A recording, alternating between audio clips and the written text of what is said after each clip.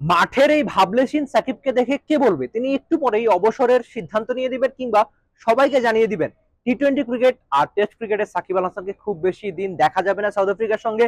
ঢাকাতে যদি সাকিব আল হাসান ম্যাচটা খেলেন তবেই সেটা হবে সাকিব আল হাসানের টেস্টে শেষ।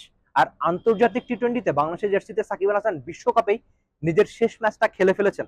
তবে এই কানপুরে দাঁড়িয়ে সাকিব আল হাসানের এই অবসরের ঘোষণা কিভাবে আসে কিংবা টিমমেটরা কি জানে সাকিব আল হাসান যে অবসর নিয়ে নেবেন সেই সিদ্ধান্ত, সেসব গল্পই আপনাদের জানিয়ে রাখতে চাই। আগের দিন team hotel ল্যান্ডমার্কে Shakib Al Hasan team ডিনারে, যেখানে বাকি ক্রিকেটাররা ছিলেন না, তবে বাংলাদেশ ক্যাপ্টেন, নির্বাচক সহ বিসিবির ফিজিও কিংবা বিসিবির মিডিয়া ম্যানেজাররা ঠিকই ছিলেন। কিন্তু সাকিব আল হাসান যে আজকে হুট করে অবসর নিয়ে নেবেন সেই সিদ্ধান্ত সাকিব আল হাসানের লম্বা সময়ের টিমমেটরা কিংবা তার টিম মেম্বাররা জানতো না। জানতো কেবল বাংলাদেশের ক্যাপ্টেন কিংবা বাকি সদস্যরা, সেটা জানতো। আর জানতো বিসিবির এক নির্বাচক কিংবা বিসিবির মিডিয়া ম্যানেজার।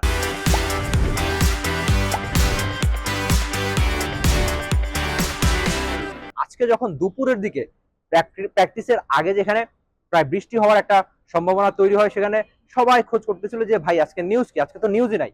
তবে সাকিব আল হাসানের প্রেস কনফারেন্সে আসার খবর সেটা 15 মিনিট আগেই বিসিবি মিডিয়া ম্যানেজার সবাইকে জানিয়ে দেন। তিনি প্রেস মিটে আসেন, প্রেস মিটে এসেই অনেকটা দমকা হাওয়া হবে না, সেটা ঝড়। একেবারে সাকিব আল হাসান সবার মধ্যে একটা ঝড় বইয়ে দেন যে তিনি টেস্ট ক্রিকেটকে বিদায় বলতে যাচ্ছেন। সেই প্ল্যান তিনি আগেই করে রেখেছেন।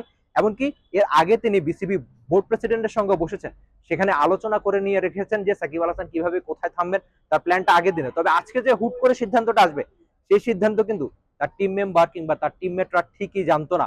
তবে বাংলাদেশ ক্যাপ্টেন জানতো, আর জানতো বাকিরাও। তবে এখানে সবচেয়ে গুরুত্বপূর্ণ যে যেখানে হুট করে কেন সাকিব আল হাসান বাকি মেম্বারদের জানালেন না, সেটা কি ম্যাচের একদিন আগে বলে বা সিরিজের মাঝ পথে কিনা সেটাও। আর আপনি হয়তো সামনের দিনগুলোতে বাংলাদেশের জার্সিতে সাকিব আল হাসানকে হয়তো আর কখনো টি-20তে দেখতে পাবেন না, কারণ তিনি বিশ্বকাপে লাস্ট যে ম্যাচটা খেলেছিলেন উইন্ডিজে, সেটাই সাকিব আল হাসানের শেষ ম্যাচ হয়ে গিয়েছে। আর ঢাকাতে যদি সব ঠিকঠাক থাকে, সাকিব আল হাসান যদি সাউথ আফ্রিকার সঙ্গে মিরপুরের হোম ক্রিকেটের শেরেবাংলায় নামেন, তবে সেটাই সাকিব আল হাসানের টেস্ট ক্রিকেটের শেষ অধ্যায় হয়ে থাকবে।